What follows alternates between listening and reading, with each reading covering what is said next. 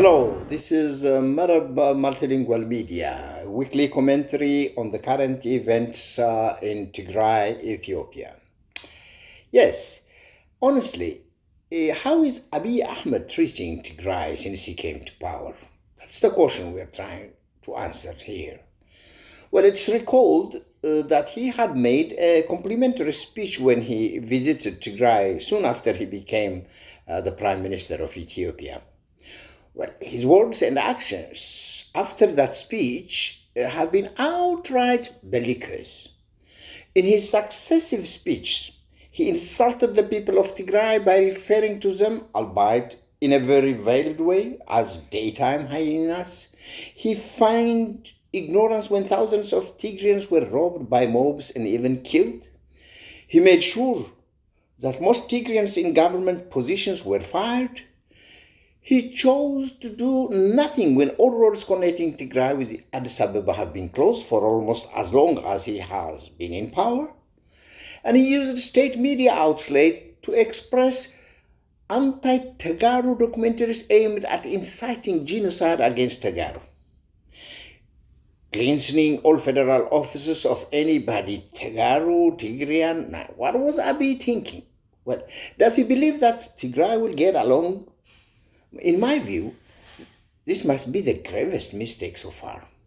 How does Abiy believe that Tigray will sit idle when he's clearly telling Tigrayans that we do not belong there? And now he's lost, and probably the most fatal. Abiy government had threatened to take all quote-unquote necessary measures if Tigray hold the elections. Abiy has made it clear that he would even consider taking military action, by tweeting that his government has made all the necessary preparations to do so. While it would be naive to downplay his threat, the odds that he would really carry out this threat are very slim. Considering that he is facing resistance from all corners of the country, to mention a few, the ongoing armed conflict in western and southern Oromia, unrest in Benishangul region, the recent crisis in Somali region, and of course, the Sidama and other nationalists calling for self-government. Well, what's more, Abiy has decided to remain in power after the end of September 2020, in defiance of his constitutional mandate via an orchestrated drama of constitutional interpretation that would surely be adopted by the House of Federation, which is obviously dominated by his illegal Prosperity Party. It's against this background that Abiy has now unleashed his army of mainstream and social media activists to conduct fake news that the people of Tigray are using up against the ruling party in Tigray, the TPLF. Social media is abuzz with stories of the so-called Frenkel movement in Tigray when there is none. But according to the information I have from Tigray itself, not from ISAT Washington, ISAT London, no. There is no such movement at all. By the way, I should note also that the people of Tigray have the right to air their grievance against their government at any time. And I know that there could be some local grievance, particularly regarding good governance and worried administration issues. However, the fact that people may be expressing their disagreement with some of the policies of their government has nothing to do with what Abiy stooges are salivating to hear. Some may forget, but the people of Tigray will never forget what Abiy has done these past 2 years. He has aided and abetted in making sure that all roads connecting to neighboring Amhara region remained closed. He never bothered when Tigrayans were chasing out from Gondar in thousands. He has really effectively cleansed all federal office from Tagaru. Many civilian and military personnel hailing from Tigray are languishing behind bars without due process. And taxpayers-funded TV stations and newspapers have aired documentaries based on false stories with the aim of inciting people for genocide.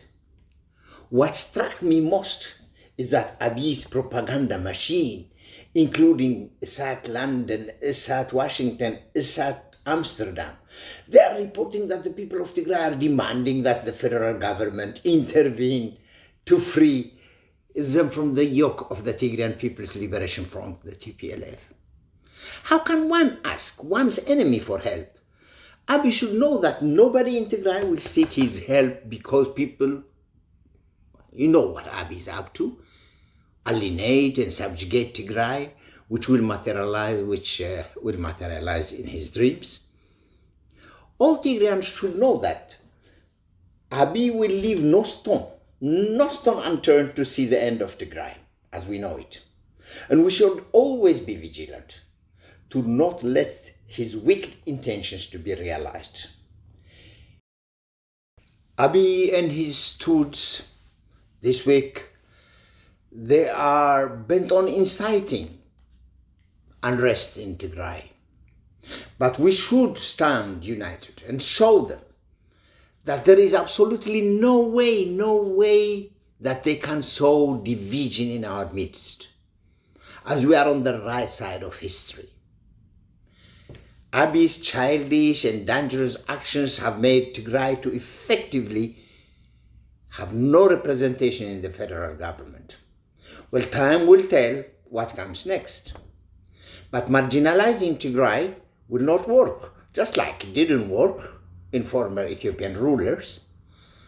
Well, at least they had tried to do their best with the help of the Soviet Union and what have you. But Abiy will take his rightful place in history as the mortal enemy of the people of Tigray. Truth will prevail, and so will Tigray. Thank you for watching Merab Multilingual Media.